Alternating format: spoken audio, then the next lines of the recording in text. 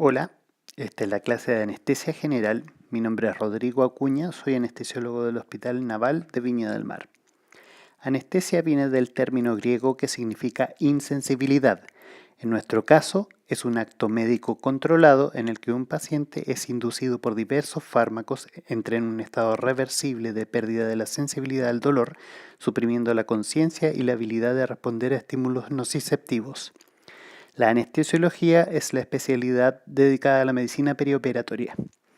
Los tipos de anestesia general que podemos realizar son endovenosa total o total intravenous anesthesia, es cuando se genera anestesia solo con fármacos endovenosos. Inhalatoria, cuando la base de la anestesia es el uso de halogenados, gases anestésicos. Balanceada, cuando se utiliza una mezcla de gases y fármacos endovenosos para la mantención de la anestesia, que es la técnica más usada.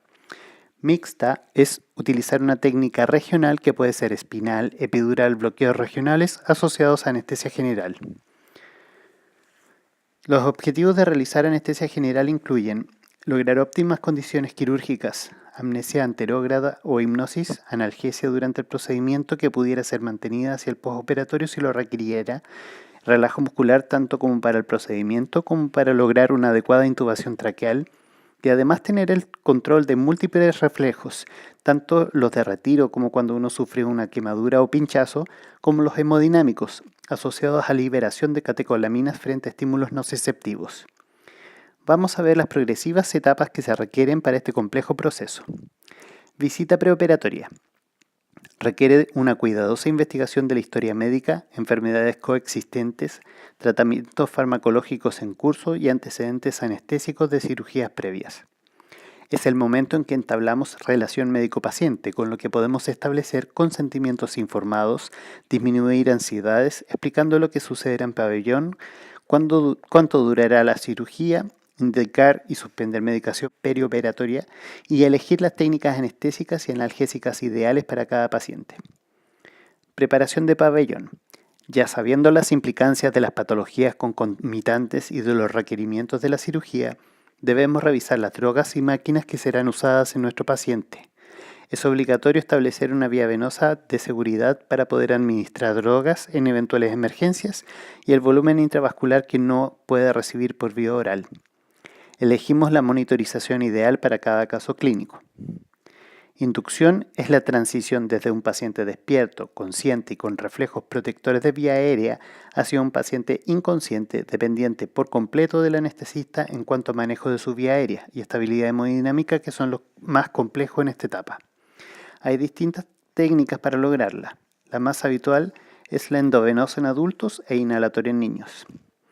Habitualmente trabajamos con mezcla de drogas, de las que podemos destacar relajantes musculares, opioides, drogas de mantención, como anestésicos inhalatorios o el propofol, e inductores.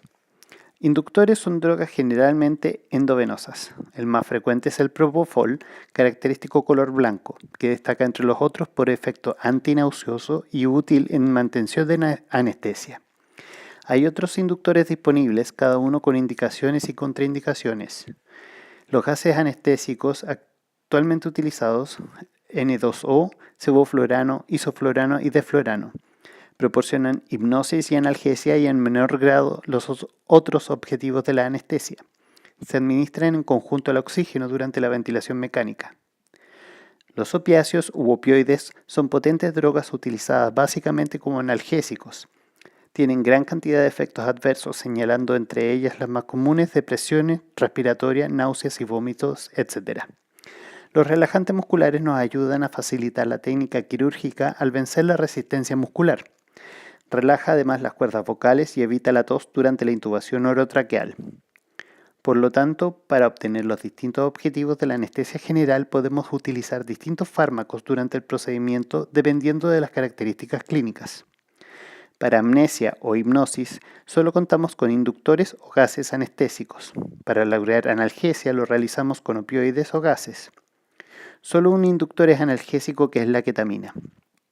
Para el relajo muscular, utilizamos los relajantes musculares, aunque también es posible lograr grados distintos de relajo con los otros fármacos. En el caso del control de reflejos, se pueden utilizar gases, opioides o inductores. Dentro de la evaluación del paciente debemos examinar la vía aérea. Nos fijamos si usa prótesis, el estado de los dientes, por ejemplo si hay sueltos, movilidad del cuello, del maxilar, apertura bucal, distancia interdentaria, distancia tinomentoniana y el Mallampatí. Arriba vemos la clasificación de Mallampatí del 1 al 4 y abajo la clasificación de Cormack, que es la visión de la laringe a través de la laringoscopía clásica, también del grado 1 al 4. Lo interesante es que el grado 1 de Mallampatí se correlaciona con el 1 de Cormack y el 4 con el 4. Esto nos logra anticipar una vía aérea difícil. Tras realizar la inducción después de la intubación, debemos confirmar el paso del tubo orotraqueal al ver pasar el tubo a través de las cuerdas vocales o presencia de capnografía compatible con la intubación traqueal. Hay otros métodos indirectos que no son de certeza, tales como que se sienta ventilación simétrica, ausencia de ruidos en el epigastrio, expansión torácica, humidificación del tubo, etc.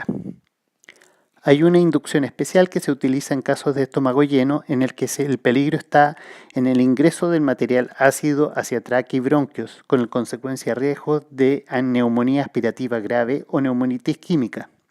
Se realiza inyección intravenosa de un hipnótico seguido en secuencia rápida por un relajante muscular que permita realizar la laringoscopía e intubación en menos de un minuto.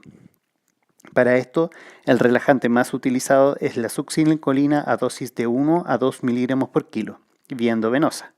Se requiere utilizar la maniobra de Selig, realizada por un asistente que comprime esófago contra la columna cervical hasta que el tubo orotraqueal esté en su posición, con el CAF inflado. Cuando consideramos estómago lleno, estas son las condiciones: cirugía de urgencia, embarazada desde las 12 semanas, cualquier patología con hilio u obstrucción en el tubo digestivo, pacientes intoxicados o inconscientes, o pacientes sin ayuno. Estimamos ayuno cuando pasan más de 2 horas de haber comido líquidos claros, 4 horas de leche materna, la leche de fórmula es un sólido, 6 horas de sólidos en el caso de bajas grasas o proteínas y si no aumenta sobre 8 horas. El periodo de mantención es el intervalo de tiempo que comienza cuando el paciente está en una adecuada profundidad anestésica para el comienzo de la cirugía y continúa hasta que la anestesia quirúrgica es innecesaria.